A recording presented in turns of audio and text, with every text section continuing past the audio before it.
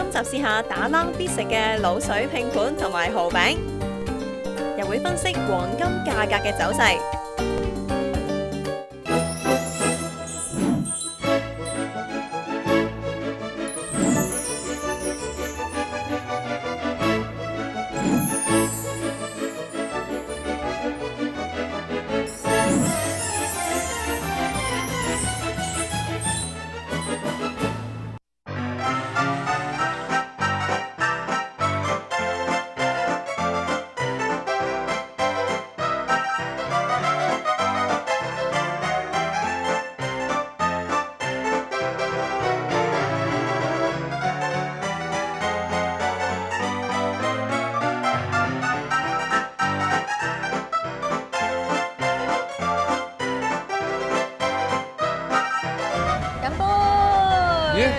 檸茶嚟喎，卡卡呢杯。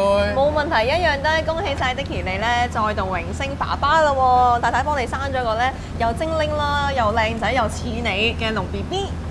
出世2日，你已經有咁嘅體會啊？冇錯，我真係覺得你真係好叻啦，上晒報紙啦。多謝晒你啦，咁所以我都好開心。哇！你今日着到紅當當都，真係搞到我嘅心情都為之一振。不過望到一台嘅呢一個都係潮式嘅美食咧，都令到我一樣咁高興啊！因為嗱嚟到呢一個大排檔咧，咁啊之前都食過唔同嘅嘢，今次咧完全又唔同。打冷咧當然即係唔係香港人發明，不過絕對係香港人咧一個好地道嘅宵夜文化嚟嘅。係啦，冇錯。見到呢一個哇非常之豐富，就係呢個滷水拼盤啊！基本上打冷嗰啲種類食物咧齊晒啦。你數下裏邊有啲咩俾我聽下先。犀利啦！嗱，首先咧有呢個鵝腸啦、豬耳啦、魷魚啊、墨魚啦，即係跟住啊豬腸啊、紅腸啊、鵝腎啊，仲有生腸，同埋中間咧就係最關鍵啊！呢個冇錯啦，係鵝片啦。嗱，你又講到滷水拼盤，即係兜咗個圈啊嚇。係啦。滷水點整你又識唔識？滷水啊！你做飲食節目嘅最緊要梗係個滷水汁啦，我相信。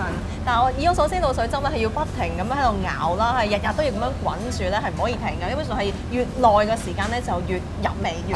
嗱呢樣你啊真係叫做識少少咁多啦，都係少少嘅。不過咧，我都問咗呢一度大排檔嗰個老闆，咁我就話：喂，你哋嗰個即係滷水嗰個膽啊，滷水汁膽咧，即係沉香咗幾多年咧咁樣？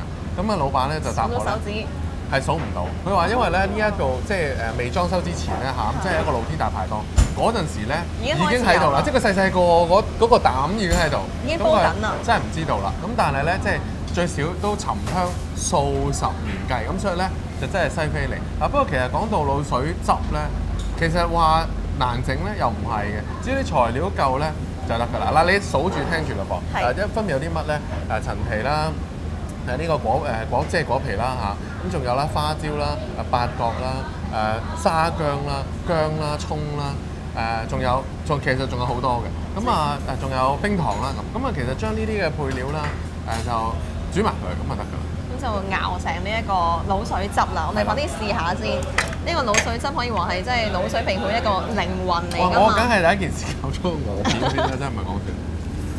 見到啲滷水汁咧係遍佈每一個角落啊！呢一度，點啊？好唔好味啊？你嗰個係鵝片喎，咁我而家食呢個係鵝腸啦，點講？都幾入肉啊！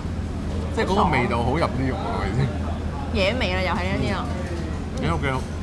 仲有簡單唔少得就係蠔餅啦。哇！嗱，潮式煎蠔烙咧，再同台式煎蠔烙咧就好唔同嘅，即係都係蠔餅啦。不過咧，即係真正嘅潮式煎蠔烙咧，仲會加薯粉啦咁，所以咧就真係唔係話即係太多蛋嘅味會食得出嚟。不過呢個就係佢嘅特色啦咁呢個咧就炸到好似都幾香脆下，哇！冇錯，啱啱我都問過阿師傅啊。雖然個整法咧其實看似好簡單啦，整到呢個效果係唔容易㗎。首先你講到有薯粉啦，咁阿師傅加啲麵粉嘅，佢話就可以咧將佢變得硬身啲。咁然之後加啲蠔仔啦，攪勻啲蛋啦，再加啲嘅芫茜啊、葱啊、少少鹽係啦。好味。咁樣喺嗰個煎廳度咧就炸，然之後一路炸咧，再喺上面淋啲滾油落去，先做到咁香脆嘅效果。咁但係都幾肥喎。都幾㗎，好食嘅永遠都係咁㗎啦，係咪？都係嘅。喂，但係呢個咧就平時宵夜少見啲，呢個咩嚟㗎？呢個咧係叫做香煎鵝肉丸啊，其實係用啲鵝頸肉啦，用啲腐皮包住咧就去煎啊。咁上面嗰啲汁咧，你係咪食到甜甜地咁樣？係，其實都係滷水汁。都鹹鹹地嘅不過。係啦，因為滷水嚟㗎嘛。都係滷水汁係啊，不過就偏甜少少，其實即係瑞士汁咁樣咯。咁啊呢個咧就特色啲，不過我都係中意啲傳統嘢多啲。咁咪兩樣都有，咪滿足晒你所有願望咯。又有傳統嘅嘢，你最愛嘅蠔餅又有啦。我盡量食啦，未必食得晒啦。但我見到呢啲咁金黃嘅嘢咧，我諗起一樣嘢。你講緊蠔餅啊？係啊，呢個都金黃㗎，其實。咁啊係喎。係啊。你諗起啲咩？我諗起金咯。係好直接嘅我嘅思想。哇！即係你嗰啲思維都已經同個投資市場都分唔開咯。係啊，我而家財經人嚟㗎嘛，即係諗起金啊，即刻。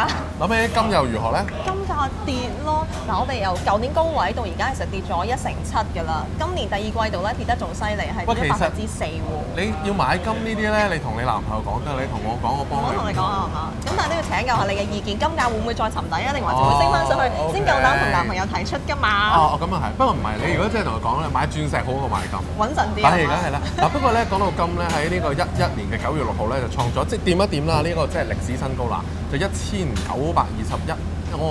美金咁啊1盎司。嗱其實呢個水平有幾高咧嚇，我係可以咁形容嘅。咁因為而家你就話金啊跌翻晒落嚟啦。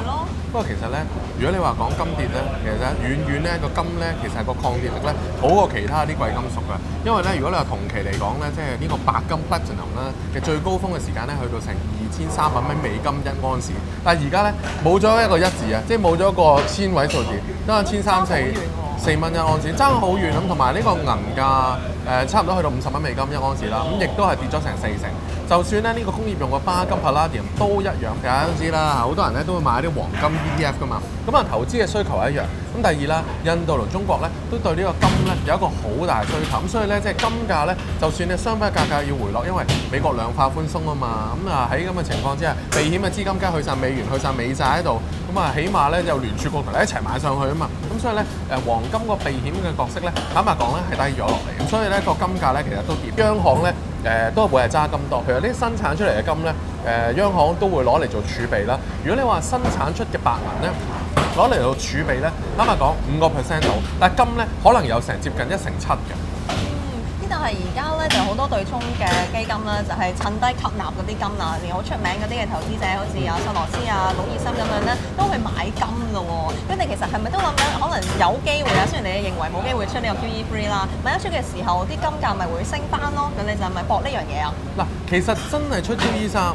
係咪就代表金價會上升咧？嗱，呢個係一個疑問嚟，我自己覺得冇關係嘅。全世界啲嘢咧都係有個比較大嘅貶值嘅，咁但係問題就係話而家個金價係唔係真係可以話俾到一個即係避險嘅角色咧？我啊覺得有啲懷疑，因為真係要避險，可能去咗美債咯。因為雖然美國爭人163000嘅美金啦，咁但係大家都會覺得有呢個扭曲操作、高短買長，長債咧個價格咧只會不斷上，債息咧就會繼續落。呢個咧就會市場咧會係有個比較係即係大嘅信心咯。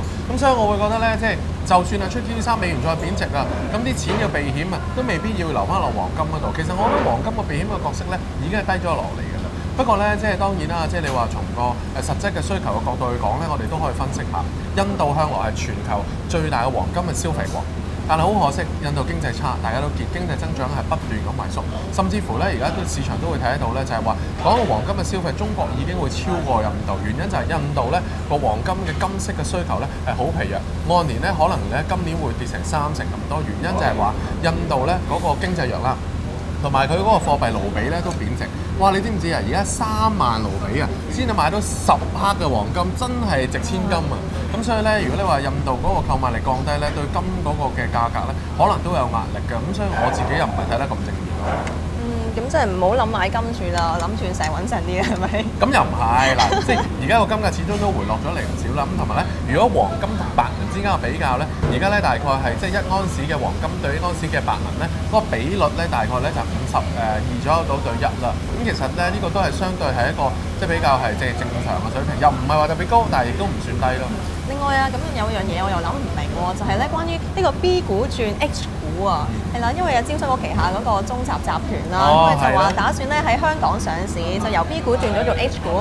咁如果真係 OK 嘅話咧，就會係變咗第一間由 A 加 B 股變成咧呢一個 A 加 H 股。冇錯。首先咧，不如講清楚究竟係咩係 A 股，咩係 B 股先啊？其實好簡單啦，卡卡啦。平時咧我哋都好少會買到 A 股㗎，除非間接啦。因為 A 股咧係人民幣計價喺上海同深圳交易嘅股票，咁啊係俾內地嘅民眾買。如果外資要買咧，就要有一個合資格嘅境外機構投資者機制先買得。B 股咧就調翻轉，B 股咧就係俾境外嘅投資者，即係我哋都買得啦，係啦，我哋都其實係買得嘅。又或者咧，內地嘅民眾咧有呢啲即係話境外嘅一啲嘅貨幣啦，或者喺內地嘅一啲嘅合法嘅渠道得嚟嘅一啲外幣。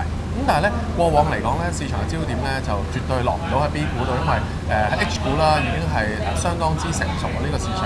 呢係講緊咧係香港上市嘅內地即係中國嘅企業啦。咁但係 B 股變咗咧嗰個市場嗰個嘅地位咧就慢慢係退卻咗。咁而家咧個成交咧亦都係偏低，市值咧亦都係比較細。咁你話呢個會唔會大趨勢？